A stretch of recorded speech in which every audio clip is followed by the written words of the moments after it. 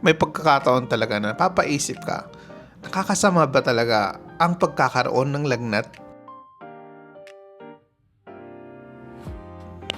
Lagnat ay isang normal na reaksyon ng iyong katawan upang puksuhin ang mga hindi ka nais-nais na mga impeksyon na pumapasok sa inyong katawan. Ang lagnat or fever ay kadalasan na measure in terms of temperature with the unit of measure of degrees Celsius. May mga ibang instances na ginagamit natin ang degree Fahrenheit, pero sa Pilipinas kadalasan ang degree Celsius. So ano nga ba ang indicated na level para makonsider ang temperature na may fever? Saang bahagi ng katawan natin kinukuha ang mga levels ng temperature na ito?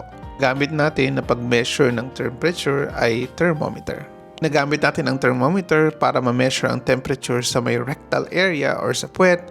Ang kadalasang reading para masabing fever ay greater than or equal to 38 degrees Celsius. Oral temperature naman, it is greater than or equal to 37.6 degrees Celsius. Sa bahagi ng tenga naman kinukuha ang temperature, ang level natin para masabing fever ay greater than or equal to 37.6 degrees Celsius. At ang pinaka-common na area kung saan kinukuha ang ating temperature ay sa may kilikili. So kung ginamit natin ng thermometer para ma-measure ang lagnat sa kilikili, it is usually greater than or equal to 37.4 degrees Celsius.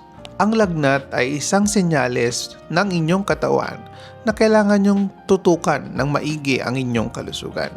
Magpatingin at magpasuri sa isang doktor para malaman kung saan nanggagaling ang lagnat. Huwag mag-self-medicate at uminom ng kung ano-anong mga gamot. I-record ng maigi ang level ng temperature sa inyong cellphone or isang notebook para mapakita sa inyong doktor.